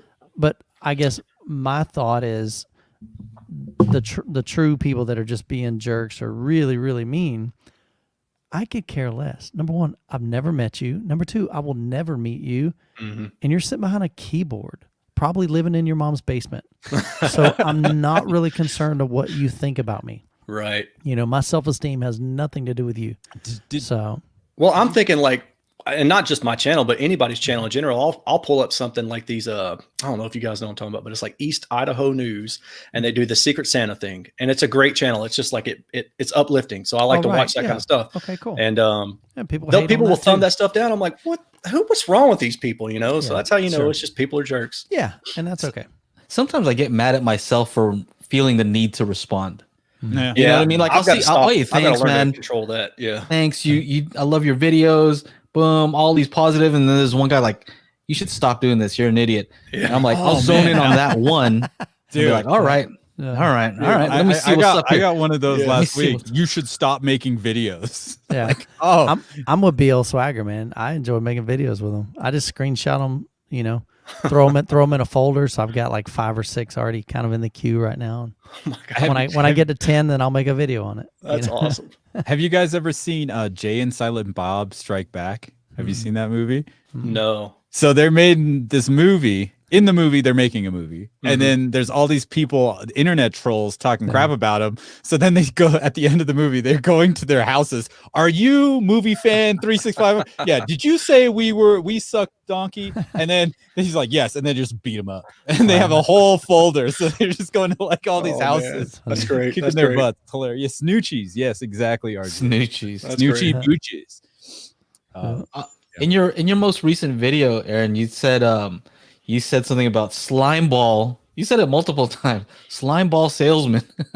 Yeah. He was like, man, he's it's frustrating. It frustrates me because like, seriously, the guy who brought over the latest speaker I tested, I'm not saying the speaker's name again, because I don't want to catch him. Yeah, we're done with that. Yeah. So he told me that he bought that speaker based off somebody's review, and I listened to the speaker. He listened to the speaker. Neither one of us could understand how that guy got to where he got. And this other dude's like a musician, practices with a band like 3 days a week. He's an older gentleman, but you know, he's got a gig as a musician. He's been doing this stuff for a long, so he has a good idea of what he's hearing too. Right. But that's just an example. But yeah, I think as earlier this year, I was just watching more and more videos, and I was like, every single one of these is just an advertisement. Like that's what I'm watching, you know? So I was like, well, how can I be different? And the only way I feel like I can contribute in a meaningful way, without getting lost in the noise, is to provide, you know, some evidence. Like this is the data that kind of goes along with it. Cause I was already doing that stuff before, and I was like, well, I'll just try this out, you know, and see how it goes. And people won't like it, and some people will, and you know, I love it. I'll do it anyway. Honestly, your channel's pretty much my favorite channel to watch when it comes to audio stuff, because there's not very many people that are doing measurements, you know. I appreciate that. You take it to another level, and you're personable. And so I don't want to punch you in the face. So it's all I don't want to punch you in the face. You're not punchable. That's not, well, maybe you later. got to pass Joe's punch test. Okay? Yeah. That's right. Yeah. He asked where I live. He said, I'm coming to your house to kick your butt. It's like, dang, dude, I don't even know you, man. No, he's, you know, I like people who look like they could be mean. You look like you could flip the switch at any moment. I have a few times, but I like that. It's been a while. I like that. Yeah. I don't trust guys who don't look like they've been in fights. You know what I mean? Yeah. You look like you probably got enough few. Yeah, I lost one time. That wasn't fun. I got in a fight, no joke, with this dude with a steel plate in his head, and nobody told me until after we fought. Wow. Are you serious? Yeah. That's a funny story. Yeah, well, it's funny now. He was beating the How come every time I hit him, man, my knuckles are bleeding? That's how I found out. Like I was wailing on this dude's head. Like he had me on my back. I think we were 19 or 20. Laughing. He's laughing. He's like, he was just like, bam, just right in my nose. And it was like 4 or 5 times right in the nose. And I finally was like, that's it. I give up. Like I basically the equivalent of tapping out.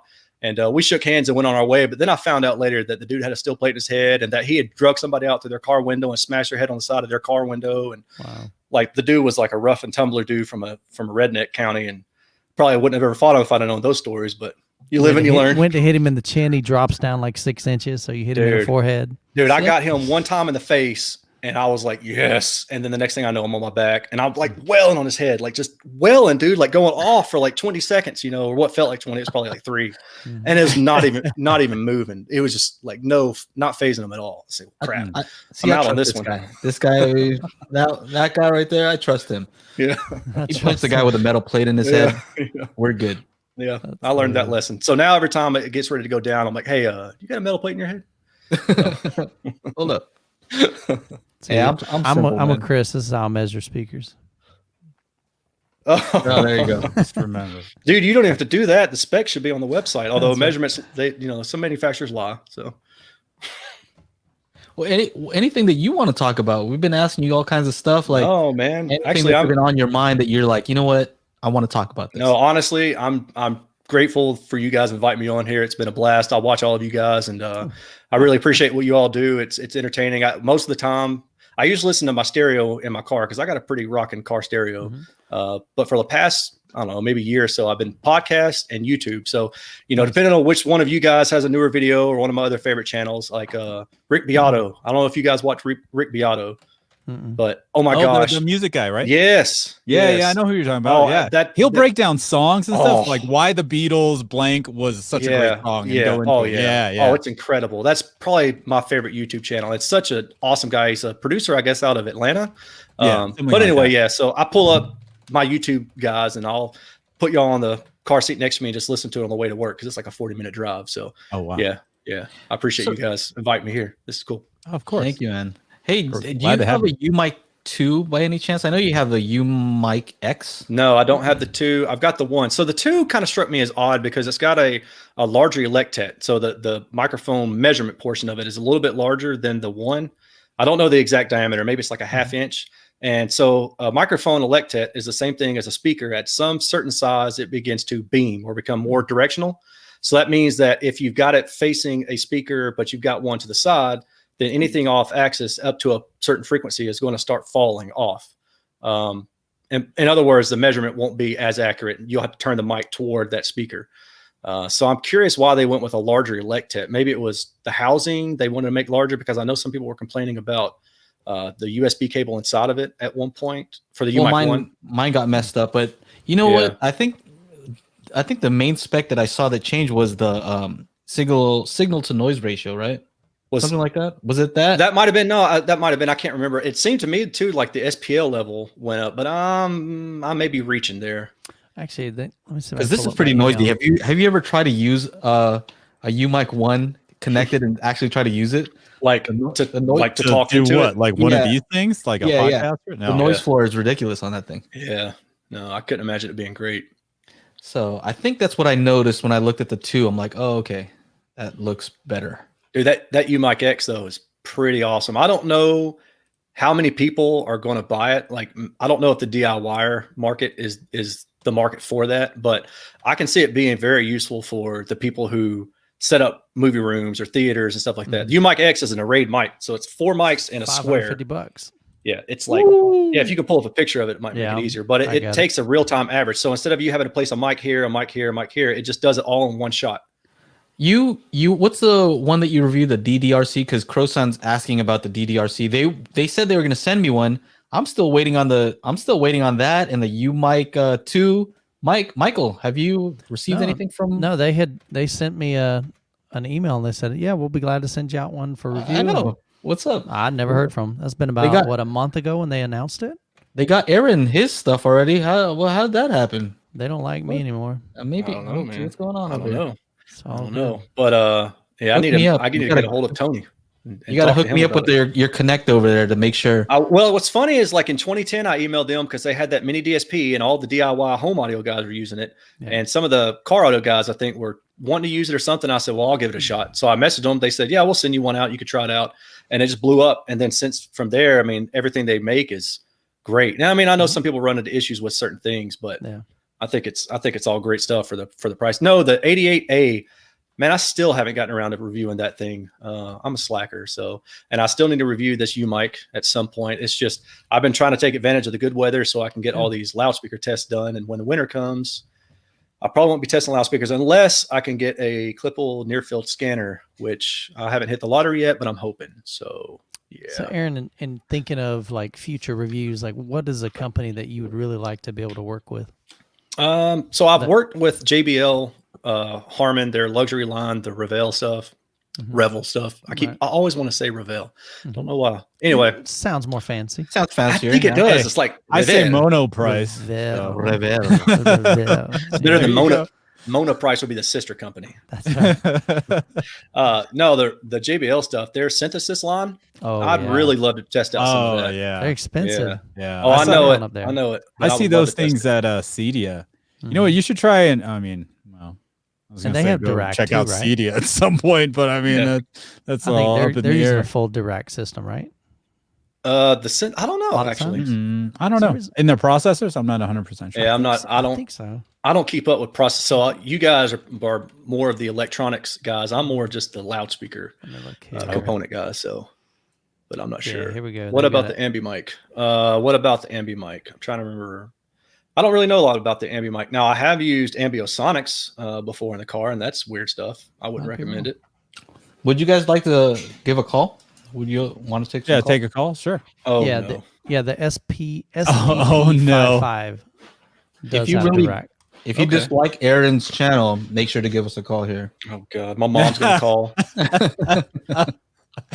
Or you think Erin has a punchable face? Hey Ruben, Yeah, the U-Mic one from Cross Spectrum, maybe. I don't know if it would have better calibration though. How much are they charging for that? If it's maybe like $50 more, then I'd probably go for it. But if it's less or more than that, I don't know if I'd waste my time. And it depends on what you're trying to measure. How accurate are you trying to measure things? Because the U-Mic has a good calibration. The problem is the off-axis response really probably needs better calibration. So it just kind of depends. Oh, here's another random question I thought of. Do you think? All right, so I don't think actually. if you just feel Like it, when people say, just "You know what's feel it. funny," and I'm like, "No, I have no No, sense of I humor. don't. I don't know what's funny." I don't know. You tell couldn't me. tell you. If I Yeah. laugh, then it's funny. Exactly. With everybody trying out mini DSPs and buying calibrated microphones and stuff like that, do you think, or to any of you guys, do you think this is a good thing if people aren't sure about what they're hearing, or a bad thing? Could they mess up their system more than they pump, make it better? What do you guys think? Yeah, I can see it either way. Yeah, if you're doing DSP, in my case, I didn't know how to properly set it up, so I just found somebody that knew what the heck they were doing, and it's night and day difference. I mean, really, it was that significant in my room. Huge difference. Really flattened the frequency response. We added a house curve. Love the way it sounds. Get really, flat bass response all across the spectrum. And before I didn't have that. So, Yeah, you can definitely mess up a lot of stuff. But I think if you don't know what you're doing and you're just, changing settings, yeah, you can jack it up. I think the main biggest mistake is a lot of people try to overcorrect for stuff you shouldn't correct. Like if they don't see it, they're just like, well, that doesn't look like a flat line. Let me try to make it as flat as possible. Right. So you just try to correct every little thing. Oh, the line looks cool, and then you listen to it, you're like, man, that sounds Sounds terrible. like Sounds like ass. booty. Right. I knew. I think that's where the analysis part comes in, is looking at it and then listening and trying to see, does that make sense? Is this change I'm making helping or not? I mean, they say you fail, you learn through failing. So sometimes you just gotta get in there knee deep and give it a shot. So, Erin, when you're measuring a speaker and listening and reviewing a speaker, do you listen first and kind of get an assessment of what you think you're hearing, and then measure to see if that verifies?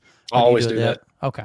Yeah, I think that's probably the better way. Yeah, because kind of like don't what want it Joe and to I were kinda- saying earlier. Yeah, if I see it, it'll stick with me. I forget stuff, but usually I try to do that stuff within a week, the same week Gotcha. period, and I'll remember it. Now, if it's a month or so out, then I'll have. Sure. There's no way I'll remember it. But Yeah, gotcha. yeah, it'll That makes mess sense. me That's up. cool. Yep, I could see that. So again, if you guys aren't already following Aaron's Audio Corner, you Throw can it up there, man. Yeah, I'll get it. throw that up there. Also, check out his website if you're into reading, which sometimes I just like to read the analysis too. Dude, you're the only person I know. I don't like reading my own stuff. No? I throw it up in a Word, and I'm like, all right, tell me where I misspelled a word, and then I throw it back on the site. I can look at the graphs. I can take my time and take a look at the graph and Yeah, that's true. And that's why I do it, because I want the YouTube channel and the website to work in tandem. That way I try to hit the highlights in the video, and then somebody who wants to get deeper into, what's going on, they have the graphs there. They can take their time with it. Man, Cool. I started off good on my website. I haven't updated that thing in over a year. Yeah, Got well, a couple of subscribers already. Yeah. Oh, Ike well, I and appreciate Ruben. it. gosh. Nice. woo woo. I'm subscribed. Cool. Yeah, this guy's awesome. So, Climbing up that ladder. Woo, woo. yeah, you're My head's gonna start inflating. I feel like you're gonna blow up, man. Your Well, I channel's hope gonna not. blow up for sure. Well, that would be cool. Be nice to reach a lot of people Wait. and try to get people to understand what's going on with what we hear. If you can't, what are you gonna do when winter comes around? You can't measure the speakers. So I've got loudspeakers are the ones that I can't measure in the winter, but raw drive units, like, you know, again, kind of like this. This is a Stereo Integrity. It's a car audio company. I can measure that. I can do different things and measure that in my garage actually without having to worry about it. But a loudspeaker is a different animal altogether. So is it because it's just too cold to measure it, or because your butt is cold? Well, a little bit of both. Okay. Yeah. Where do you live? What? North Alabama, but like I said, it's actually snowing here today. Yeah, I mean, it gets pretty cool up there. It just depends, and the problem is I've got to align it with my schedule because I work 40 days or 40 hours a week, like everybody else does, and come home on the weekends. My wife works weekends, so it's me and my kid. And if I spend a whole bunch of time testing speakers, then I feel like a lousy dad. Yep. So it's just that whole balance of hobby, work, life, that we all go through. Doesn't get any easier. Yeah.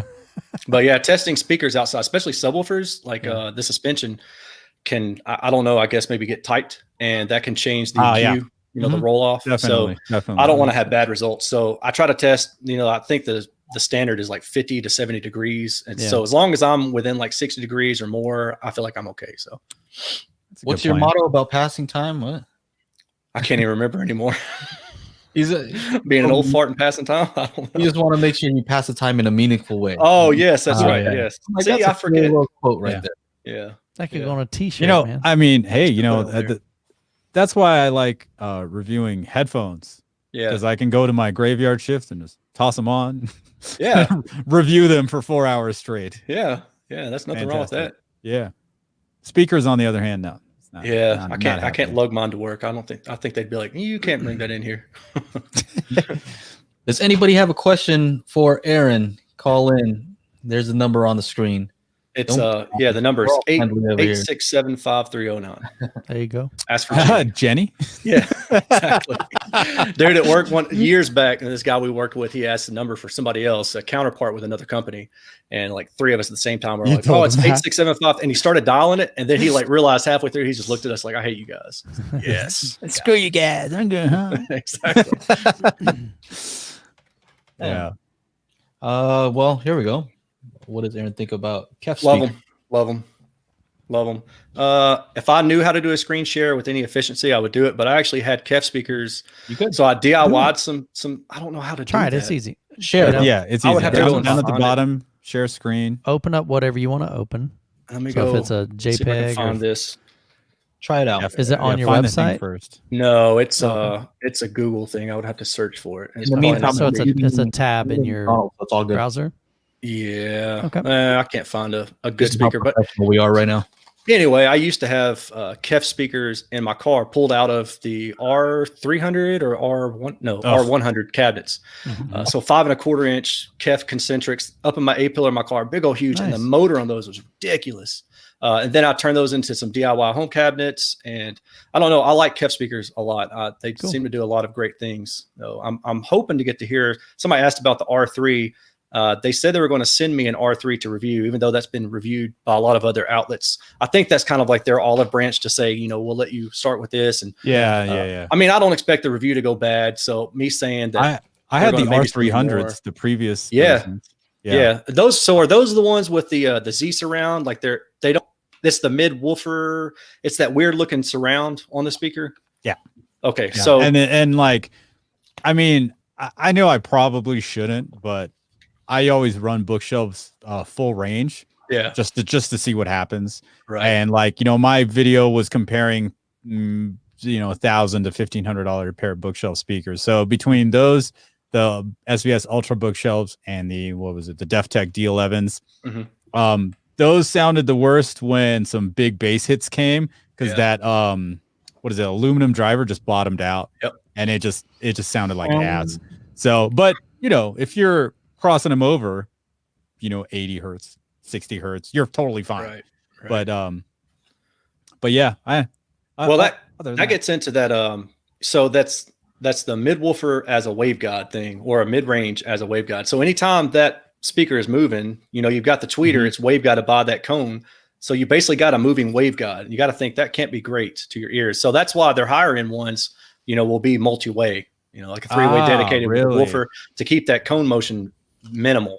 I see. Yeah. So, and that's the one that I had in my car. So you gotta spend more money to get to that. Yeah. That other I level. think so. Oh, I okay. think so. Is that IMD? Yeah.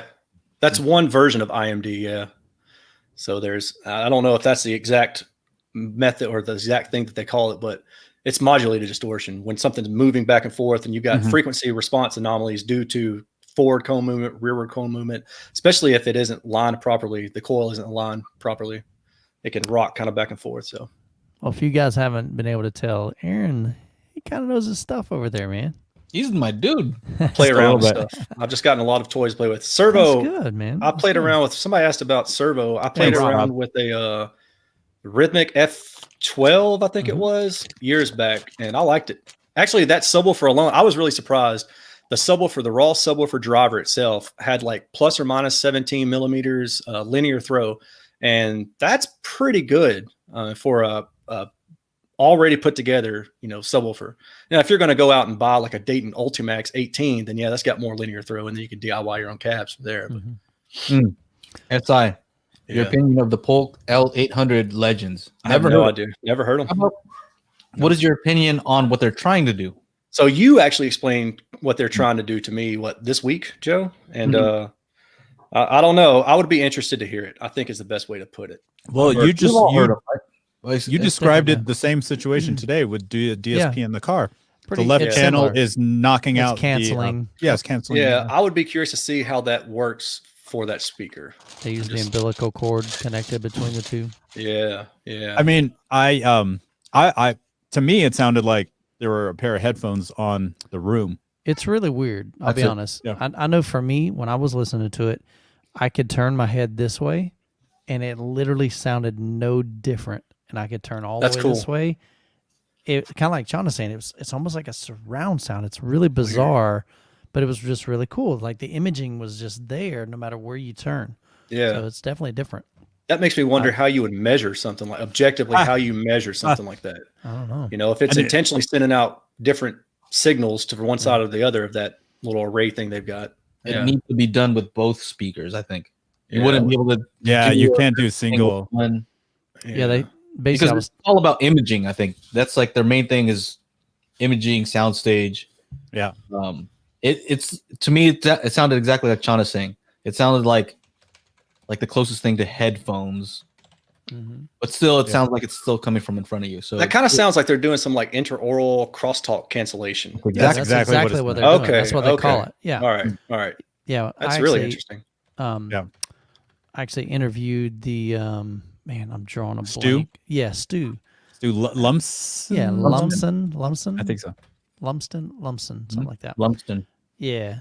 So super cool guy, incredibly knowledgeable, and he basically was saying that what they're doing, the only way that you can do it physically is you would have to take basically and build a wall from your nose and your face in between the two speakers, basically, so that none of the left speaker hits your right ear and none of the content from the right speaker hits your left ear. Yeah. And so that's what they're trying to accomplish. Well, I've actually tried something like that in the car. I got an idea from and I don't know if Bose is doing it, but you've seen the speakers and the headrests from Bose, in car audio. And I thought, well, it'll be cool to basically because in car audio, you're off center, so you're not symmetric. Right. So Right. So, and the way you get width in a stereo is they're, symmetric to you, 30 degrees left and right. But in a car, left side may be 10 or 15 degrees, right side may be 60 degrees, depending on where you're sitting. Right. And I thought, well, how can you make the left side wider? Well, I'll just cancel the signal out going into my right ear from the left side. So I took little 2-inch Dayton drivers, stuck them in my headrest. And I'll tell you, it was a real big pain in the butt. It would only work if you sat extremely still. Or if anybody else got in, like if you're competing car audio and I'm like, check this out. Some dude with a big fat head gets in there, it ain't going to work. But it did some pretty interesting things. I'll say that, it wasn't bulletproof, but I was like, okay. And if this is what Bose is doing, then surely, they've got the smartest engineers out there. Some of their products are weird, but they've got some really intelligent engineers. So I bet they're probably doing some pretty neat stuff with that. That's what else we got going on here? Yeah, I mean, like I think the crappy part is like, Joe got out of the three of us. I think Joe might have gotten the best. The demo that I got? Demo, because the way they're talking about it was great, and like the guy that was demoing for me over at CES, like, oh, man, the music choices. I'm like, let's play this, and this, because these like electronic songs have like shit flying back and forth, and like they're like, oh, come back Friday. I'm like, oh, great. No, they had a meeting. My butt. They had like some meetings that were they had to do a lot of stuff, but I liked them a lot better for music than I did for movies. That would make sense. I think that would make sense. Yeah, that's cool. I mean, they got this big, massive center channel, but it was okay. Yeah, I mean, I've seen the L800. I've seen like pictures of people standing next to it. I'm like, good Lord. Yeah, that's a big. What did they use? Like dual 10s? Dual 10s, yeah. No, 12s. Are they? No, I think it's dual 12s, right? 10s. They're 10s. Oh gosh, it's been so long. Either way, no, I think that's right. pretty cool. Yeah. So and it's funny too, because like there's no toe in, like they have to be straight, right? Going into the room so you have that effect. Yeah. And I remember like the room, it's like a train of chairs, so it's like one person. That's that was the weirdest. Was odd.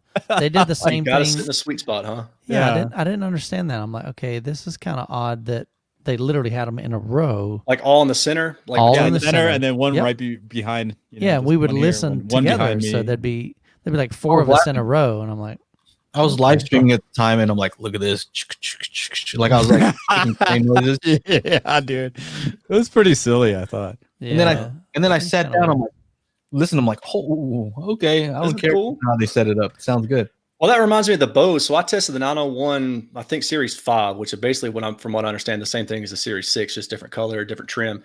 Because everybody says, oh, you got to hear the Bose, blah, blah, blah. So I'm like, all right, I'm gonna get them in. I'm going to test them objectively, and I'm going to listen to these. And I get why people love them, and I get why people hate them, because they're just really different, man. They just do something incredibly different. The soundstage is not, it's not focused. The imaging is not where it needs to be. But it just throws such a huge soundstage. It's just crazy. I mean, I don't know. I've never heard anything like it. So that's why I'm always intrigued to try different stuff like the Polk you guys are talking about. I'd be interested to hear that.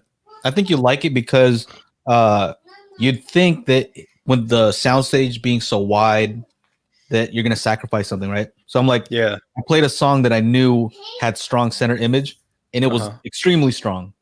I thought it was going to be, you usually sacrifice one. Right. Yeah. Real wide. Something slips. Right? Yeah, that's typically true. Yeah. It wasn't. It was super strong center image. Interesting. And wide. So maybe something for you to check out. I can't. These won't fit in my house. Somebody's asking if I could do a binaural of them. Like, I need your house first. See, there's that. You've never been to Joe's house. Yeah, I need a That's interesting. A house. So that's what they use to connect the two speakers. And like it's crazy too, because like I'd love to get those into review, but my stuff's all like weird. Like it's not a straight on sitting in front of me kind of situation. Like everything's kind of angled left, so it wouldn't work in my house at all. Yeah. I mean, let alone like whenever I'm reviewing speakers, I get in the sweet spot like this. I'll be there for like hours. I'm like, oh, this sounds great. And I sit up normally. I'm like, oh man, I'm not feeling that imaging properly. Yeah. It sucks. That's pretty funny. So you guys are talking about all the chairs being in the middle. Like obviously then you didn't get a chance to sit to the side of it. That was what I was going to wonder is what happens when you're sitting to the side. At CES they had it that way. They had a row of like 3, then another row, but it wasn't as good. Good. I would say that it does what you would expect from a normal speaker. Okay. It's worse. It's not like it's not additionally worse. It's just you're off center, so it's not. Yeah, so it sounds like it's coming more from in front of you than the center of the stage or something like that. It doesn't collapse or anything like that. It's just not good. Yeah, okay. It's the magic is right there down the middle. Whether you're up front, middle, or back, just got to be down the middle. And it sounded really cool, man.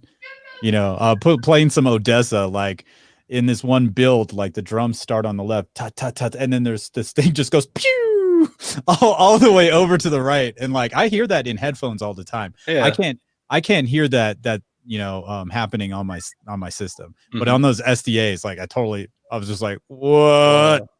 So That's cool. Yeah, it's definitely something to check out. Yeah. Well, Again, they choose the lamest audio to demo, though. That's the problem. Well, yeah, I feel that way about a lot of, like, I always listen to my own music. Like, I don't listen to, not my own music that I make, but like I see these reviews where people are like, I listen to this symphonic track, blah, blah, blah. I'm like, dude, bring me Okay. like Pat Okay. So Benatar. what are you playing? Oh, Pat Benatar. Yeah, I'll like give me like, I love 80s music, first of all. Okay, cool. But like 70s rock, 90s stuff. I mean, the stuff I grew up listening to as a kid and as a teenager. But yeah, I can't really get into like this old school jazz, this old school symphony stuff. And people are like, oh, you gotta use. I'm like, man, 80s music was really made well. Like a lot of it was drum machine stuff. And I don't know, as long as you listen to a wide variety, I think it's okay to demo. That reminds me, going to the B&W room at CES, and they had a pair of $30,000 diamond 800s, and this guy was just listening to this jazz, and I'm like, oh god.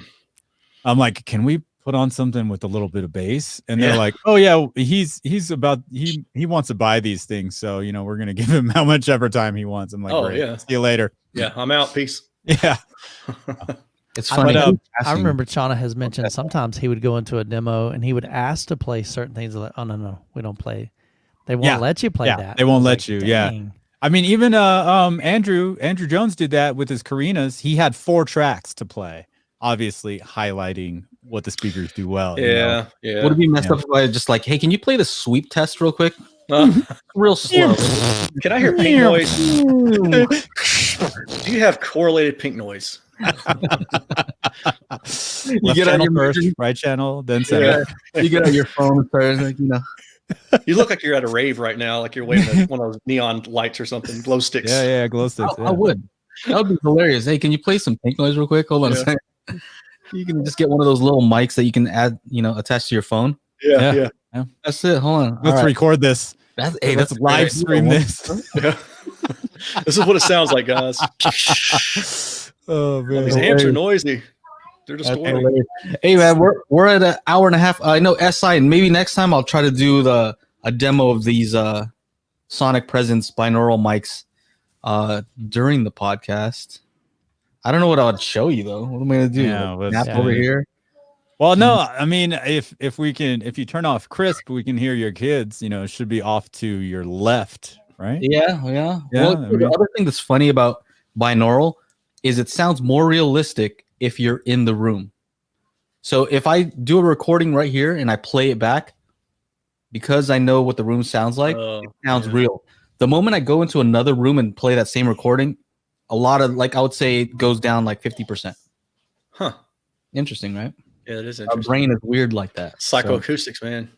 It's crazy. Yeah. It is. And Floyd Toole talks about that in his book. He does. Yeah. He talked about that specifically. So yeah, we're at over an hour and a half. I would love to continue talking. Maybe we can have you on here a little bit more regularly. I like having you on. Yeah, man. This is out. It's good times. I appreciate it. Somebody to check me if I'm saying something incorrect. Check yourself before you wreck yourself. Yeah. Because I'm bad for your health. I come real stealth, dropping bombs on your moms. Oh my Car gosh. alarms. Doing about my time. I'm gosh. that brother with your Alpine 746. No, always letting tricks know. And fricks know. Yo, I got that endo. Anyway. Do you? The endo, front wheel, endo on a curb, like a BMX bike? No, something else altogether? Yes. Don't have He's that. about to pull out his vape pen right now. Oh my goodness. You know what? And that was the coolest part. Did you guys watch the fight? That was awesome. Dude. Snoop Dogg just get high as hell. And then he's just during his performance, and then 5 minutes later, he's back there commentating on the fight, like nothing happened. Hilarious. He's so non-phased by it, probably. By now. Not at all. Oh, he's gone, man. That was hilarious. Brain checked out a long time ago. You know what was funny? I'll tell you guys this. On Instagram, this one guy, Sean Cannell, I watch about how to whatever. Grow your YouTube channel and stuff like that. He did this rap battle with one of his crew people, people on his team, and he did some newer Wu-Tang song. And so I just hey man, and I just busted it a cappella in my car, this Wu-Tang verse. 5 clothing companies hit me up. Hey, do you want to collab? That's And I'm like, what? Wow. Did they think I'm some sort of rapper? I'm like, sure, I'll send me Yeah. some clothes, Go whatever. Send I'll away. wear it, but I'm not, I'm gonna blow up like you think. That's awesome. That's That's but hilarious, it's kind of man. funny. Kind of funny. I just did it out of the blue and some random stuff's happening. Yeah. You should have dropped that Dr. Dre line. Never let me. What is it? Never let me slip, because if I slip, then I'm slipping. I'm What is that slipping. line? But if I got my Nina, then I'm straight tripping. That's like they said that there was a vote. There was like that was the worst line in rap or something. Oh, really? No, he Yeah. got some pretty bad Slip ones. if I'm slipping, like okay. Yeah. And I'll pop somebody like- ghost wrote that. I'll Ghost- pop you like a pimple. That one's pretty bad. yeah, that's pretty. Oh. That's pretty gross. Dr. Pimple Popper. Ding dong. He got a ton of terrible lines on that one. But Dr. like Dre's the worst. somebody was a ghostwriter for him, I believe, right? Wasn't it like DOC? Probably. Oh, some I probably. for a while. Yeah. So somebody else wrote that, and he thought it was good enough to say. That's what concerns me. But whatever, he's like a billionaire over and over Yeah, again. So what do I know? Yeah. He's like, check out the frequency response on my beats. Who cares? He's like, shut your face, stupid internet troll. You don't need any of that. Make it look cool. Well, hey man, I could talk all day with you, and I do when we're not over here. Sometimes. Yes. But yeah, man, why don't you take us out, Shauna? We'll see you all next week, and yeah, hope you guys. Yeah, and Thanksgiving. what do you call it? Don't hit leave studio. There, Erin. Yeah, Okay. we get to hang out a little Okay. bit longer, and Chat a we'll little bit, plan yeah. on doing something like that in the future. We'll talk I about know people that's how behind you their want backs. something like that, Okay. and we're figuring it all out. Sounds good. That's right.